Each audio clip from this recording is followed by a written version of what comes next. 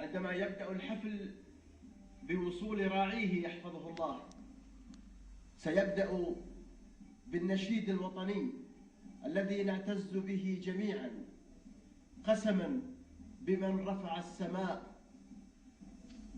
بعد ذلك يقوم سمو ولي العهد بتفقد طابور الخريجين، ويبدأ الحفل بعد ذلك بآية من الذكر الحكيم تتبعها كلمات واستعراض للخريجين وتوزيع للجوائز وتسليم للأعلام الدفعات الجديدة وأداء للقسم سنشهده تباعا من خلال هذا النقل الخارجي.